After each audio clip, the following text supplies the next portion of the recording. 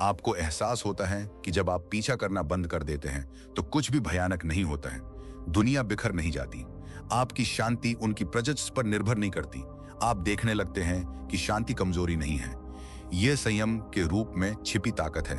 जिस पल दोनों खामोश रहते हैं वही वह पल होता है जब पावर डायनामिक पलट जाती है। अवॉइडेंट कंट्रोल का सुकून खो देता है। एंग्जाइटी से पीड़ित व्यक्ति को कंपोजर का गिफ्ट मिलता है। यह बदला नहीं है, यह बैलेंस है। यह ब्रह्मांड उन दो लोगों के बीच इमोशनल स्केल को रीसेट कर रहा है जिन्होंने कभी अपना इक्विलिब्रियम खो दिया था। सेनेका ने एक बार लिखा था, कोई भी व्यक्ति स्वतंत्र नहीं है जो खुद का मालिक नहीं है। खामोशी में आप अपने खुद के मालिक बन जाते हैं। आप किसी और के ध्यान के माध्यम से अपनी वैल्यू पर बातचीत करना बंद कर देते हैं। योग्य महसूस करने के लिए आप सुने जाने की जरूरत को बंद कर देते हैं। यह आपसी शांति किसी रिलेशनशिप का अंत नहीं है, यह इमोशनल डिपेंडेंसी का अंत है। यह वह जगह है जहां दोनों उस चीज का सामना करने के लिए मजबूर होते हैं जिससे वे खुद बचते रहे, और जो कोई भी बिना टूटे उस बेचैनी के अंदर बैठना सीख जाता है वह अडिग हो जाता है। मैं चाहता हूं कि आप अभी कमेंट्स में इस अफर्मेशन को लिखें। मैं शांत पावर चुनता हूं। Number 5, power shift. रिलेशनशिप में पावर कभी भी वास्तव में कंट्रोल के बारे में नहीं रही है, यह इमोशनल बैलेंस के बारे में है। जब कम्युनिकेशन खत्म हो जाता है और दोनों पक्ष खामोश रहते हैं तो वह बैलेंस अनपेक्षित तरीकों से झुकने लगता है। जो व्यक्ति कभी खुद को प्रभारी महसूस करता था वह अपनी दिशा की भावना खोने लगता है। जिस खामोशी के बारे में उनका मानना था कि वह उन्हें अधिकार देती है, अब वही चीज उन्हें बेचैन कर देती है। बिना किसी रिएक्शन के, बिना किसी रिस्पॉन्स के उनका प्रभाव खत्म होने लगता है। वे अपने फोन को देखते हैं और एक से मैसेज की उम्मीद करते हैं जो कभी नहीं आता, एक कॉल जो बजती नहीं है, एक संकेत कि आप अभी भी उनके चक्कर काट रहे हैं। लेकिन कुछ नहीं होता। तभी एहसास होता है ध्यान पर बना कंट्रोल कभी वास्तविक कंट्रोल नहीं था, यह डोमिनेंस के रूप में छिपी डिपेंडेंस थी। इस बीच जो व्यक्ति कभी खुद को शक्तिहीन महसूस करता था वह कुछ असाधारण खोज लेता है। स्टेबिलिटी। संपर्क करने से खुद को रोककर, घबराहट के बजाय कंपोजर को चुनकर आप उस जमीन को वापस पाना शुरू कर देते हैं जिसे आपने कभी छोड़ दिया था।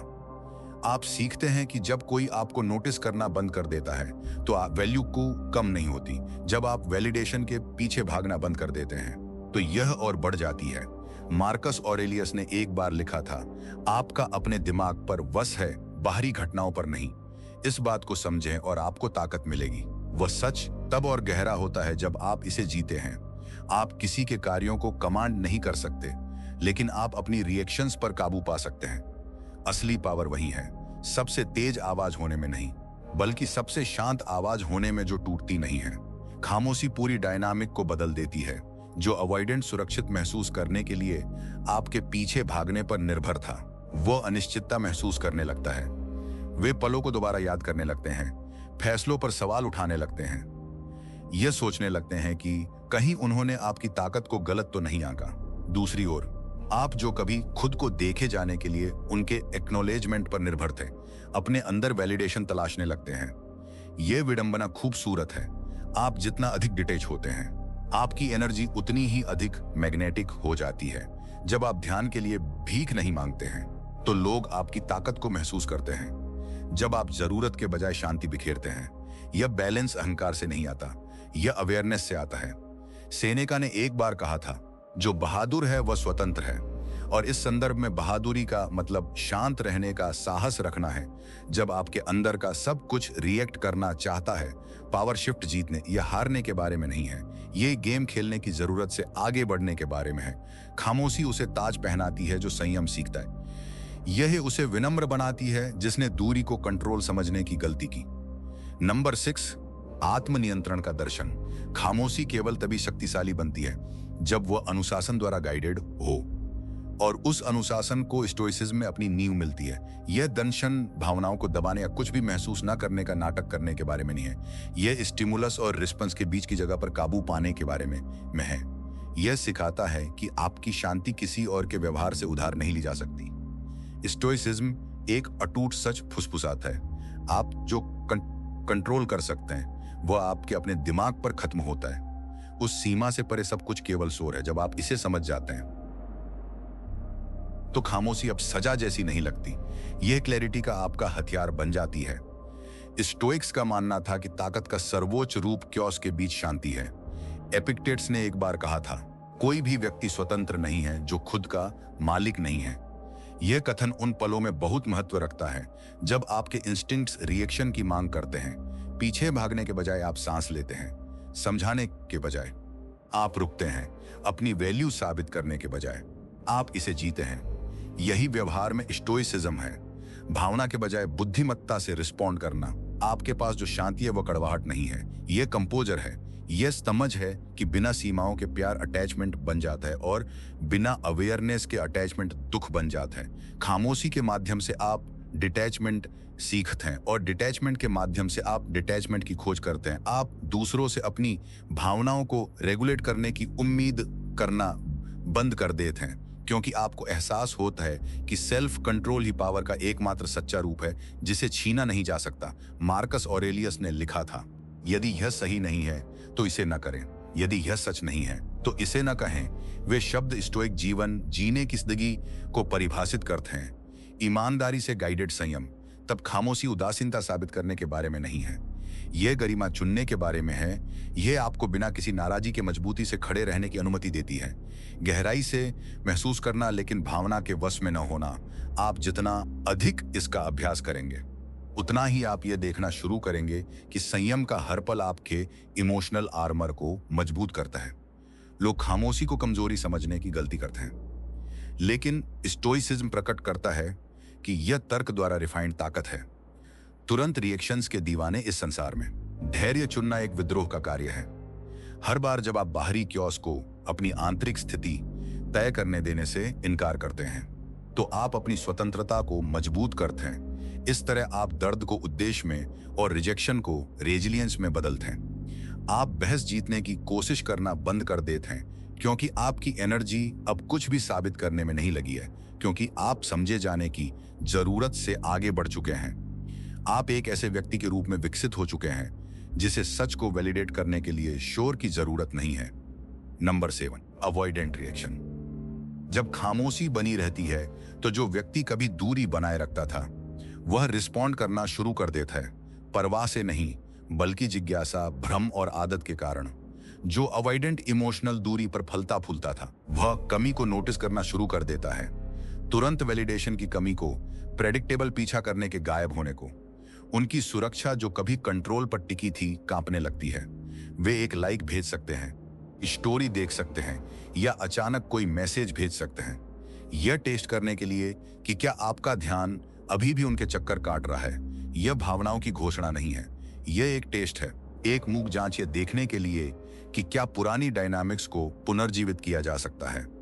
फिर भी आपके लिए जिसने संयम सीख लिया है, ये छोटे संकेत अब हुक नहीं है, वे आईने हैं।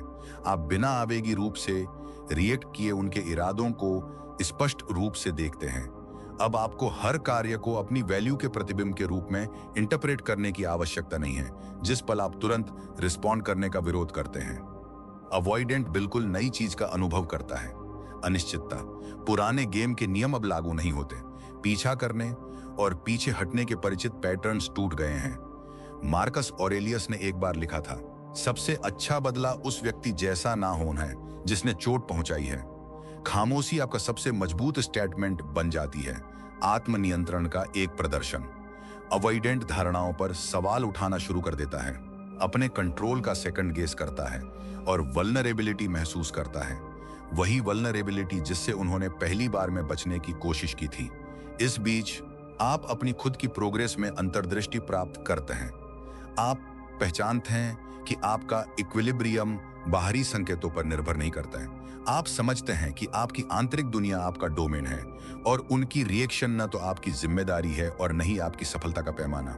एनर्जी का बैलेंस धीरे धीरे शिफ्ट हो जाता है। जो कभी एंजाइटी का स्रोत था वह अब सशक्तिकरण का स्रोत बन जाता है। आपकी शांत सुविचारित निष्क्रियता उनकी सुरक्षा की भावना को चुनौती देती है और ऐसा करके उस प्राकृतिक व्यवस्था को बहाल करती है जो रिलेशनशिप में गायब थी। खामोशी अब खालीपन के रूप में प्रकट नहीं होती, यह ट्रांसफॉर्मेशन का एक टूल बन जाती है। हर अनुत्तरित मैसेज और हर अनदेखा टेस्ट इस बात को पुख्ता करता है कि आपकी प्रेजेंस और वैल्यू ऐसी वस्तुएं नहीं हैं जिन पर मोलभाव किया जा सके। एपिक्टेटस ने एक बार कहा था, जो आपके वश में है उसका सबसे अच्छा उपयोग करें और बाकी को वैसे ही ले जैसे वह होता है। यही वह सिद्धांत है जो काम कर रहा है, अपने कार्यों पर ध्यान केंद्रित करना, उनके रिस्पॉन्स पर नहीं। आप अब इमोशनल मैनिपुलेशन में नहीं फंसते, क्योंकि आपने ठहराव में मजबूती से खड़ा होना सीख लिया है। मैं चाहता हूं कि आप अभी कमेंट्स में इस अफर्मेशन को लिखें, मैं अपनी दुनिया को कंट्रोल करता हूं। नंबर 8, आपकी ग्रोथ और सेल्फ मास्टरी खामोशी खाली नहीं है, यह उपजाऊ जमीन है। जब दोनों पक्ष पीछे हट जाते हैं तो उनके बीच की जगह आपके सच्चे आत्म को प्रतिबिंबित करने वाला एक आईना बन जाती है। पहली बार आप बिना किसी डिस्टॉर्शन के ऑब्जर्व कर सकते हैं, बिना डिपेंडेंस के महसूस कर सकते हैं और बाहरी हस्तक्षेप के बिना सोच सकते हैं। आप ऐसे पैटर्न्स देखने लगते हैं जिन पर आपने पहले कभी ध्यान नहीं दिया था। डर में डूबी आदतें, इनसिक्योरिटी से चलने वाले आवेग और ऐसे पल जहां आपका सेल्फ वर्थ किसी और के ध्यान के आउटसोर्स किया गया था। जैसे जैसे खामोशी बढ़ती है, आप अपनी इमोशनल ऑटोनॉमी को वापस पाना शुरू कर देते हैं। आपको एहसास होता है कि किसी दूसरे व्यक्ति के टेक्स्ट, कॉल या रिएक्शंस के आधार पर आपकी वैल्यू घटती या बढ़ती नहीं है। आपकी वैल्यू अंतर्निहित, अटूट और स्वतंत्र है। यह शब्दों या इशारों में नहीं, बल्कि मन और दिल पर काबू पाने की ग्रोथ है। हर पल जब आप संपर्क करने की इच्छा को रोकते हैं तो यह आपकी आंतरिक नींव को मजबूत करता है। आप क्योस पर शांति, रिएक्शन पर रिफ्लेक्शन और घबराहट पर धैर्य चुनना सीख रहे हैं। मार्कस ऑरेलियस ने एक बार कहा था, इस बात पर बहस करने में और समय बर्बाद न करें कि एक अच्छे इंसान को कैसा होना चाहिए, खुद वैसे बने। वह सिद्धांत अब आपके आंतरिक जीवन पर लागू होता है। अपना खुद का केंद्र होना, अपनी सीमाओं का सम्मान करना और संयम विकसित करना ताकत के कार्य हैं, कमजोरी के नहीं। आप अप्रूवल के पीछे भागना बंद कर देते हैं और अंदर से कॉन्फिडेंस पैदा करना शुरू कर देते हैं। जो एंजाइटी कभी आपके विचारों पर हावी थी, वे गायब होने लगती हैं। उनकी जगह क्लैरिटी और ग्राउंडेडनेस ले लेती है। आप चुनौतियों को देखने के अपने तरीके में एक बदलाव नोटिस करते हैं। जो कभी डरावना लगता था, वह अब अपने सेल्फ कंट्रोल को रिफाइन करने के अवसर जैसा लगता है। आपका इमोशनल लैंडस्केप शांत अधिकार की जगह बन जाता है, जहां आवेगों पर ध्यान दिया जाता है, उनका पालन नहीं किया जाता और इच्छाओं को अवेयरनेस द्वारा नियंत्रित किया जाता है। लगातार कम्युनिकेशन की अनुपस्थिति एक गहरा सबक सिखाती है। सच्चा रेजिलियंस आंतरिक है, रिएक्टिव नहीं। आप भावनाओं के बजाय सिद्धांतों से काम करना शुरू करते हैं। गरिमा, ईमानदारी और आत्मसम्मान में डूबे विकल्प चुनना। आप पाते हैं कि जिन शांत पलों से कभी डर लगता था, वे वास्तव में आपके शिक्षक हैं। वे प्रकट करते हैं कि जब आप बाहरी प्रभाव से विचलित नहीं होते हैं, तो आपके पास कितनी ताकत होती है। स्टोइसिज्म इसे पूरी तरह से फ्रेम करता है। आपका ध्यान, आपके विकल्प और आपका कंपोजर हमेशा आपके वश में होते हैं, जबकि बाकी सब कुछ आपके कंट्रोल से बाहर है। अपने मन पर काबू पाकर आप अपने जीवन को वापस पा लेते हैं। खामोशी अनुपस्थिति नहीं है, खामोशी ट्रांसफॉर्मेशन है। जब शब्द बंद हो जाते हैं और रिएक्शंस गायब हो जाती हैं, तो कुछ बहुत गहरा सामने आता है। क्लैरिटी, ताकत और आत्मसम्मान। इन्हीं शांत जगहों में ईगो घुल जाता है, कंट्रोल शिफ्ट हो जाता है और सच्चे मूल्य की खोज होती है। जो कभी खालीपन जैसा महसूस होता था, वह अब रेजिलियंस के लिए एक साबित करने वाली जमीन है। आपने इससे सामना आज देखा है। पीछा करना बंद हो जाता है, अवॉइडेंस डगमगा जाता है और पावर का बैलेंस चुपचाप पलट जाता है। जो कंट्रोल चाहता था, वह अब इस पर सवाल उठाता है। जो परित्याग से डरता था, वह अडिग खड़ा है। यही खामोशी का अंतिम सबक है। यह बहस नहीं है, यह बहस नहीं करती, यह समझाती नहीं है, यह बस प्रकट करती है हर वह टेक्स्ट जिसे भेजने से आपने खुद को रोका, हर वह आवेग जिसे आपने नियंत्रित किया, हर वह पल जब आपने रिएक्शन पर कंपोजर को चुना, वह आपको इस पॉइंट तक लेकर आया है। अब आप किसी और के ध्यान से परिभाषित नहीं होते हैं। आप अपनी प्रेजेंस, अपने विकल्पों और अपने दिमाग पर अपने काबू से परिभाषित होते हैं। सेनेका ने एक बार कहा था, वह सबसे शक्तिशाली है जिसका खुद पर वश है। और अब यह आपके पास है। यह बदला नहीं है, यह ग्रोथ है, यह सेल्फ मास्टरी है। यह पल आपको याद दिलाए कि शांति और ताकत आंतरिक रूप से विकसित की जाती है। बाहरी रूप से उधार नहीं ली जाती है। यदि यह वीडियो आपको पसंद आया तो इसे लाइक करना, किसी ऐसे व्यक्ति के साथ शेयर करना जिसे इसे सुनने की जरूरत है, और खुद पर काबू पाने के बारे में अधिक अंतर्दृष्टि के लिए सब्सक्राइब करना सुनिश्चित करें। कमेंट्स में इस अंतिम अफर्मेशन को लिखें, खामोशी मेरी, कि जो व्यक्ति कभी खुद को प्रभारी महसूस करता था वह अपनी दिशा की भावना खोने लगता है। जिस खामोशी के बारे में उनका मानना था कि वह उन्हें अधिकार देती है, अब वही चीज उन्हें बेचैन कर देती है। बिना किसी रिएक्शन के, बिना किसी रिस्पॉन्स के उनका प्रभाव खत्म होने लगता है। वे अपने फोन को देखते हैं और एक ऐसे मैसेज की उम्मीद करते हैं जो कभी नहीं आता, एक कॉल जो बजती नहीं है, एक संकेत कि आप अभी भी उनके चक्कर काट रहे हैं, लेकिन कुछ नहीं होता। तभी एहसास होता है ध्यान पर बना कंट्रोल कभी वास्तविक कंट्रोल नहीं था, यह डोमिनेंस के रूप में छिपी डिपेंडेंस थी। इस बीच जो व्यक्ति कभी खुद को शक्तिहीन महसूस करता था वह कुछ असाधारण खोज लेता है। स्टेबिलिटी, संपर्क करने से खुद को रोककर, घबराहट के बजाय कंपोजर को चुनकर आप उस जमीन को वापस पाना शुरू कर देते हैं जिसे आपने कभी छोड़ दिया था। आप सीखते हैं कि जब कोई आपको नोटिस करना बंद कर देता है तो आपकी वैल्यू कम नहीं होती। जब आप वैलिडेशन के पीछे भागना बंद कर देते हैं तो ये और बढ़ जाती हैं। मार्कस ऑरेलियस ने एक बार लिखा था, आपका अपने दिमाग पर वश है, बाहरी घटनाओं पर नहीं। इस बात को समझें और आपको ताकत मिलेगी। वह सच तब और गहरा होता है जब आप इसे जीते हैं। आप किसी के कार्यों को कमांड नहीं कर सकते, लेकिन आप अपनी रिएक्शंस पर काबू पा सकते हैं। असली पावर वही है, सबसे तेज आवाज होने में नहीं, बल्कि सबसे शांत आवाज होने में जो टूटती नहीं है। खामोशी पूरी डायनामिक को बदल देती है। जो अवॉइडेंट सुरक्षित महसूस करने के लिए आपके पीछे भागने पर निर्भर था, वह अनिश्चितता महसूस करने लगता है। वे पलों को दोबारा याद करने लगते हैं, फैसलों पर सवाल उठाने लगते हैं, यह सोचने लगते हैं कि कहीं उन्होंने आपकी ताकत को गलत तो नहीं आंका। दूसरी ओर आप जो कभी खुद को देखे जाने के लिए उनके एक्नॉलेजमेंट पर निर्भर थे, अपने अंदर वैलिडेशन तलाशने लगते हैं। यह विडंबना खूबसूरत है। आप जितना अधिक डिटैच होते हैं, आपकी एनर्जी उतनी ही अधिक मैग्नेटिक हो जाती है।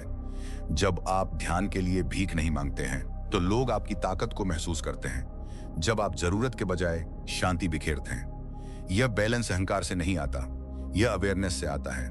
सेनेका ने एक बार कहा था, जो बहादुर है वह स्वतंत्र है। और इस संदर्भ में बहादुरी का मतलब शांत रहने का साहस रखना है जब आपके अंदर का सब कुछ रिएक्ट करना चाहता है। पावर शिफ्ट जीतने या हारने के बारे में नहीं है, यह गेम खेलने की जरूरत से आगे बढ़ने के बारे में है। खामोशी उसे ताज पहनाती है जो संयम सीखता है, यह उसे विनम्र बनाती है जिसने दूरी को कंट्रोल समझने की गलती की। नंबर 6, आत्मनियंत्रण का दर्शन।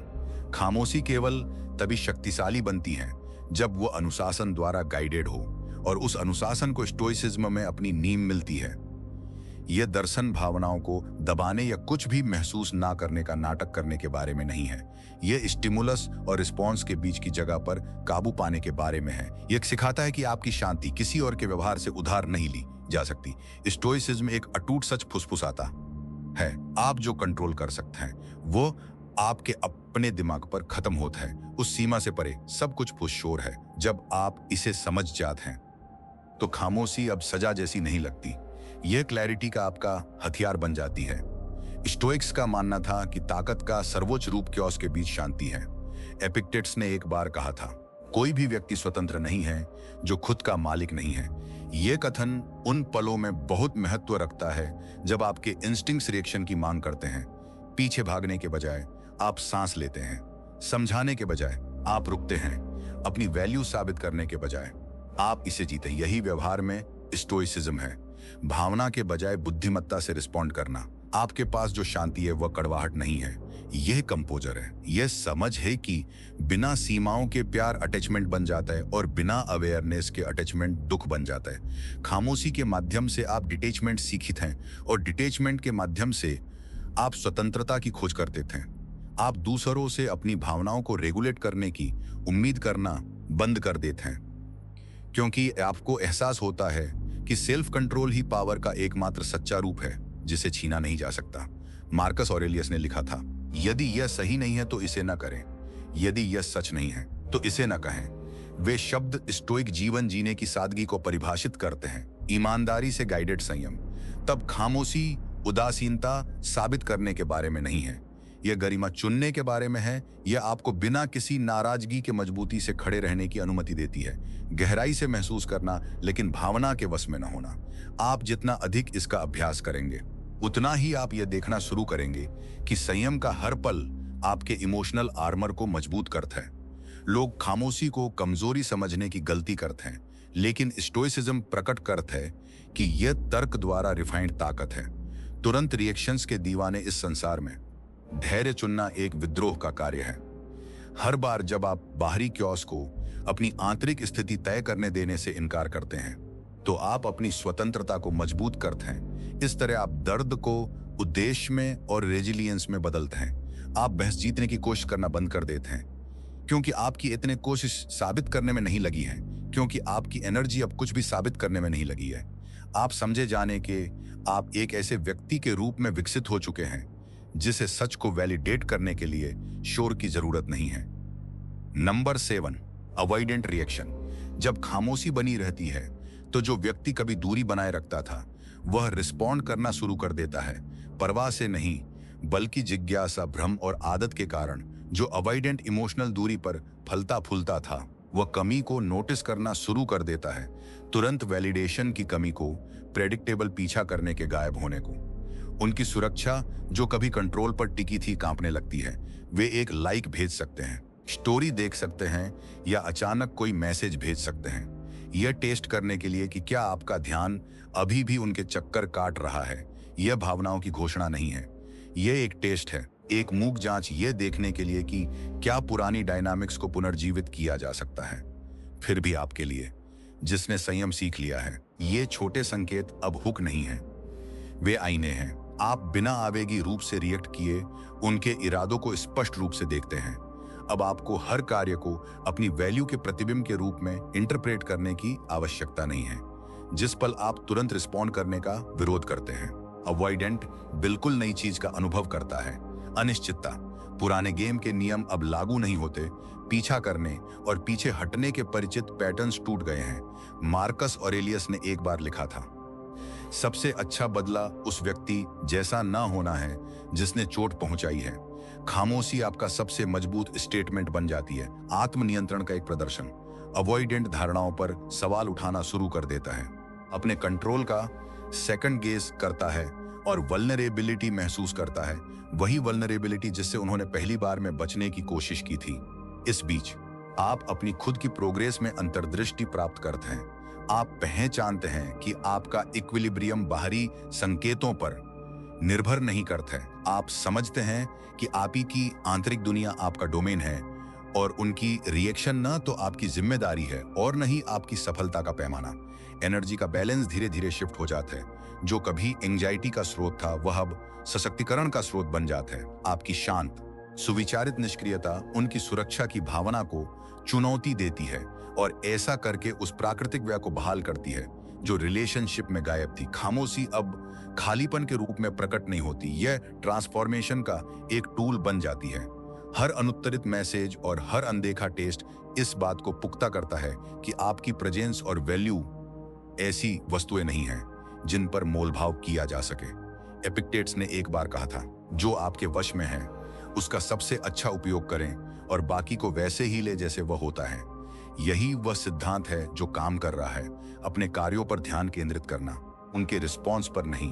आप अब इमोशनल मैनिपुलेशन में नहीं फंसते क्योंकि आपने ठहराव में मजबूती से खड़ा होना सीख लिया है। मैं चाहता हूं कि आप अभी कमेंट्स में इस अफर्मेशन को लिखें, मैं अपनी दुनिया को कंट्रोल करता हूं।